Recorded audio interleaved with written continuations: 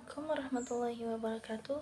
Perkenalkan, nama saya Indriani dari program studi Manajemen Bisnis Syariah semester 4 Sekolah Tinggi Ekonomi Islam.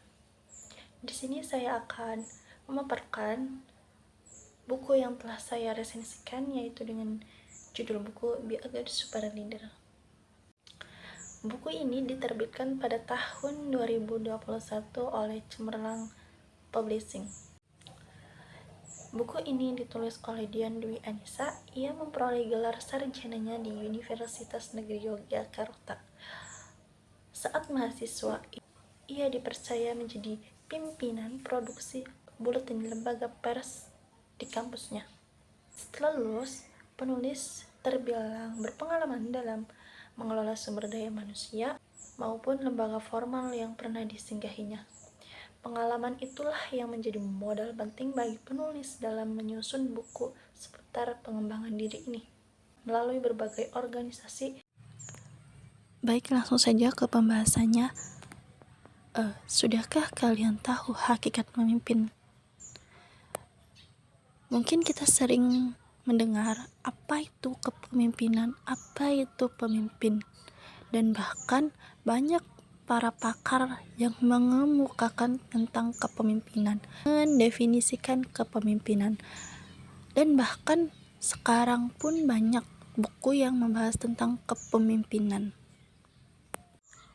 Jika kita sadar tentang makna kepemimpinan atau pengertian kepemimpinan yang dikemukakan oleh para ahli dan motivator, jika kita sadar dan meneliti pada pengertian kepemimpinan, ada satu kata yang terus terulang, yaitu daya pengaruh atau pengaruh. Sebegitu hebatnya kemampuan mempengaruhi yang dimiliki seorang pemimpin. Pengaruh bisa menjadi tolak ukur sukses tidaknya seorang dalam memimpin. Ketika seorang pemimpin mempunyai daya pengaruh yang kuat, maka pemimpin tersebut akan mendapatkan pengikut yang banyak karena dia mempunyai daya pengaruh yang kuat terhadap orang lain, dan orang lain akan mengikuti dia. Ketika dia mendapatkan pengikut yang banyak, maka dia akan berpotensi berhasil dalam mewujudkan visi dari perusahaan tersebut atau visi dari kepemimpinan tersebut. Dalam kepemimpinan pasti mempunyai tujuan. Tujuan tersebut pasti akan tercapai ketika pemimpin tersebut mempunyai daya pengaruh yang kuat. Selanjutnya ada pengikut. Ada seorang pakar Amerika bernama John C. Maxwell berkata, orang yang mengira dirinya memimpin namun tidak memiliki seorang pengikut pun hanyalah omong kosong. Jadi ketika seorang pemimpin mengira dirinya pemimpin namun tidak memiliki pengikut, itu adalah omong kosong. Ketika seseorang mempunyai daya pengaruh yang kuat namun tidak memiliki pengikut setia, mungkin visi dan misinya pun tidak akan berjalan, karena seorang pemimpin pasti dapat mempengaruhi pengikutnya. Tetapi jika pemimpin dapat mempengaruhi dan tidak mendapatkan pengikut, itu adalah omong kosong. Sejatinya manusia adalah makhluk sosial. Kita membutuhkan makhluk lain dalam mencapai sesuatu. Selanjutnya, tahu di mana level kita berada. Setiap pemimpin memiliki daya pengaruh berbeda-beda. Daya pengaruh yang ia miliki berbanding lurus dengan keberhasilannya dalam memimpin. Semakin besar daya pengaruh, semakin besar pula pengikut yang ia dapatkan. Begitupun sebaliknya. John C. Maxwell membantu kita dalam memahami level kepemimpinan. Yang pertama ada level jabatan. Orang lain mengikuti Anda hanya karena keharusan. Karena Anda memiliki jabatan tersebut membuat Anda memiliki hak untuk dihormati dan diikuti oleh orang lain. Jadi, seorang pemimpin dalam level jabatan ini, orang lain mengikuti pemimpin tersebut karena keharusan, bukan karena keinginan atau yang lainnya. Yang kedua ada level perkenanan. Orang lain mengikuti Anda karena mereka ingin. Jadi dalam level ini orang lain mengikuti Anda bukan karena keharusan, namun karena keinginannya. Entah apapun itu alasannya, namun dia mengikuti karena dia ingin. Bahkan mereka tetap mengikuti pemimpin tersebut sekalipun di luar job desk-nya kalau dalam perusahaan. Selanjutnya, level produktivitas. Orang lain mengikuti Anda karena apa yang telah Anda lakukan untuk perusahaan tersebut. Jadi dalam level produktivitas itu, orang lain mengikuti pemimpin tersebut karena pemimpin tersebut telah memberikan yang terbaik dalam perusahaan tersebut. Contohnya, dia tepat waktu dalam mengerjakan pekerjaannya, rajin dalam perusahaan, dan memberikan yang terbaik untuk perusahaan tersebut. Selanjutnya, level mengembangkan orang lain. Orang lain mengikuti Anda karena apa yang telah Anda lakukan untuk mereka. Jadi dalam kepemimpinan ini, orang lain mengikuti pemimpin tersebut karena apa yang telah pemimpin tersebut berikan kepada para pengikutnya. Ketika seorang pemimpin memberikan yang terbaik untuk para pengikutnya, maka pengikutnya pun akan memberikan feedback yang baik juga kepada pemimpin tersebut. Contohnya dalam bekerja, ketika pemimpin memberikan bonus kepada karyawannya, maka karyawan tersebut akan selalu bersemangat ketika mengerjakan tugas-tugas yang diberikan. Itu juga akan memberikan feedback baik bagi perusahaan dan bagi pemimpin tersebut. Selanjutnya, level puncak. Orang lain mengikuti Anda karena jati diri Anda dan apa yang Anda wakili. Jadi, orang lain mengikuti Anda karena apa yang Anda tunjukkan dalam diri Anda, bukan karena keharusan atau yang lainnya. Dalam level ini mungkin telah melalui level yang pertama, kedua, ketiga, dan keempat. Jadi level puncak ini adalah level yang tertinggi dalam buku ini. Ketika kita berada di level puncak, pertahankan. Selanjutnya, menguasai self-limited dan total wellness. Jadi dalam self-limited dan total wellness itu bagaimana kita mengetahui kemampuan diri kita dalam melakukan sesuatu dan kemudian menerapkannya dengan maksimal. Jadi kita cari tahu dulu apa yang kita mampu, apa yang kita bisa dalam diri kita. Dan ketika itu sudah kita ketahui, lakukan yang kita bisa dengan maksimal. Selanjutnya ada modal mental pemimpin. Yang pertama adalah karismatik. Pemimpin yang karismatik adalah pemimpin yang mempunyai kepercayaan diri yang tinggi dan mempunyai daya pengaruh yang kuat, dan bahkan definisi yang lain pun banyak. Contohnya pemimpin yang karismatik adalah Insinyur Soekarno. Mungkin dari sekilas kita melihat Insinyur Soekarno dalam foto pun kita melihatnya beda sekali, karena entah kenapa seorang pemimpin yang karismatik itu terlihat berbeda dari pemimpin yang lainnya. Selanjutnya, jaga asupan antusiasme.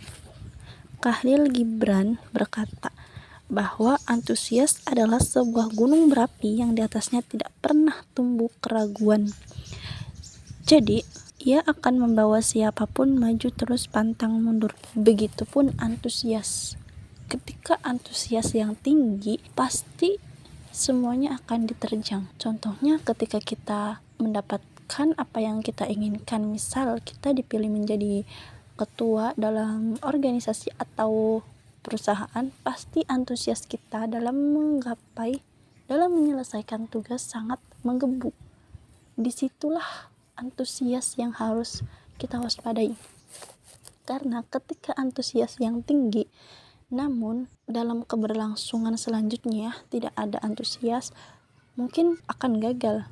Jadi sebisa mungkin pemimpin harus bisa mengatur antusias agar selalu berjalan stabil.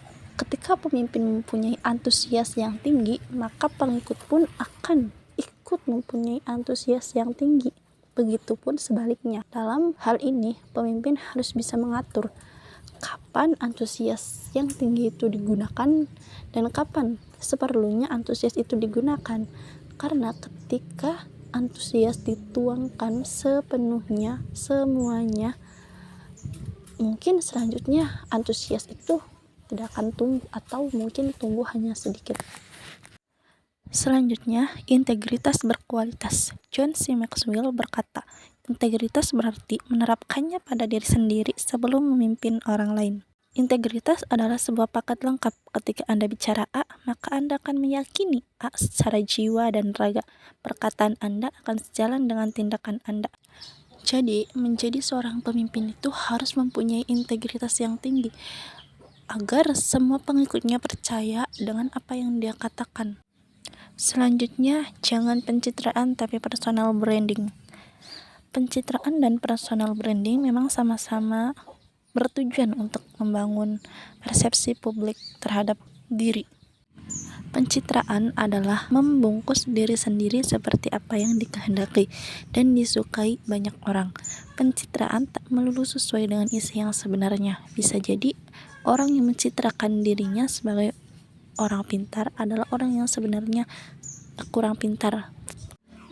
Berbeda dengan personal branding. Personal branding adalah prosesnya dimulai dengan membangun kompetensi diri terlebih dahulu, baru kemudian mengemasnya dalam bentuk brand dan memasarkannya kepada publik. Personal branding tak semata-mata omong kosong. Personal branding terlebih dahulu mengedepankan integritas. Selanjutnya, Napoleon Hill berkata, ubah sikap mental Anda dan dunia di sekeliling Anda pun akan berubah menyesuaikan. Daya pengaruh memang dibutuhkan seorang pemimpin untuk mendapatkan simpati dari massa. Namun, memiliki daya pengaruh saja tidaklah cukup. Butuh lebih dari sekadar itu. Akan lebih bermakna ketika daya pengaruh yang diberikan oleh seorang pemimpin menyebarkan aura positif.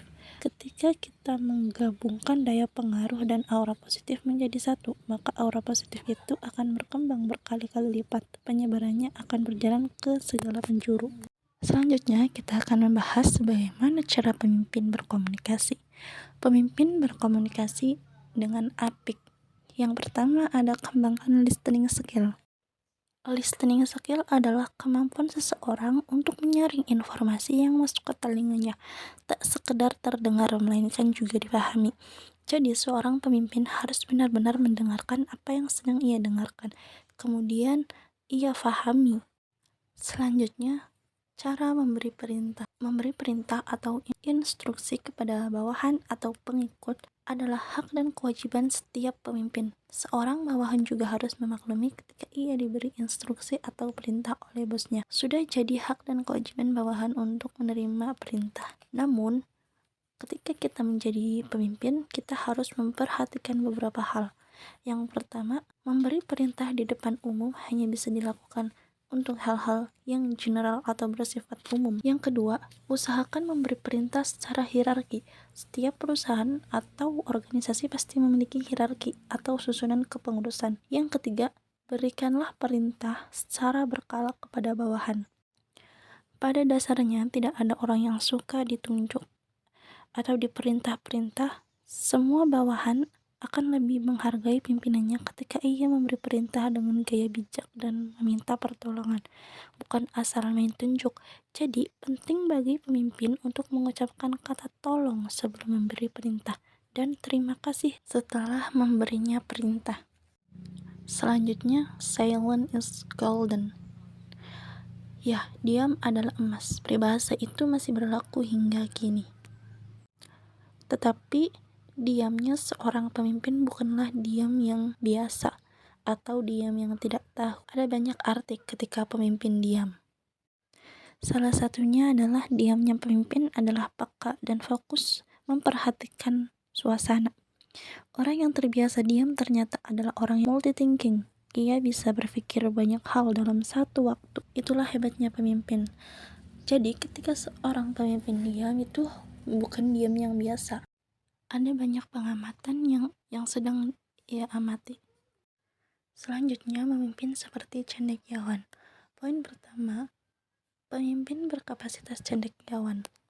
Sebagai pemimpin, kita dituntut untuk menjadi seorang cendekiawan, seorang yang cerdik, pandai, dan memiliki sikap hidup yang terus-menerus, meningkatkan kemampuan berpikirnya untuk dapat mengetahui atau memahami sesuatu. Akan aneh bila kemampuan berpikir seorang pemimpin berada selevel atau bahkan di bawah orang-orang yang dipimpinnya. Namun jangan khawatir, semuanya bisa dipelajari. Poin kedua, pemimpin adalah pembelajar. Tugas berikutnya dari seorang pemimpin adalah menjadi pembelajar. Belajar segala macam hal, belajar dimanapun kita berada, belajar kepada siapapun. Dari orang tua hingga bayi, bahkan pada alam semesta. Ovid pernah berkata bahwa kita pun bisa belajar dari musuh. Selanjutnya, poin ketiga, berpikir analis. Selain memiliki kemampuan berpikir secara konseptual, pemimpin juga harus mampu berpikir secara analis. Berpikir secara analis adalah mampu membagi masalah-masalah semakin mendalam dan mendetail. Analytical thinking mampu memahami dan menganalisis tuntutan tugas atau permasalahan dan membaginya dalam bagian-bagian pekerjaan dan urutan tugas yang jelas. Selanjutnya, poin keempat, cerdas emotional quotient. Pemimpin dengan kemampuan berpikir secara cendekiawan tak akan ada artinya bila tak menyeimbangkan kecerdasan emosionalnya. Judisco sendiri pernah berpendapat bahwa terkadang kecerdasan intelektual digunakan sebagai obat kuat untuk melakukan penyimpangan yang lebih dahsyat. Hal tersebut dilakukan sepanjang situasi dan kesempatannya memungkinkan, dan karakter bawaan seseorang menunjang untuk melakukan penyimpangan tersebut. Jadi, kecerdasan intelektual dan kecerdasan emosional harus berjalan berdampingan. Keduanya layaknya sejoli yang tak terpisahkan sampai mati. MC Cleland pernah berkata bahwa seperangkat kecakapan khusus seperti empati, disiplin diri, dan inisiatif akan membedakan antara mereka yang sukses sebagai bintang kinerja dengan yang hanya sebatas bertahan di dalam lapangan pekerjaan.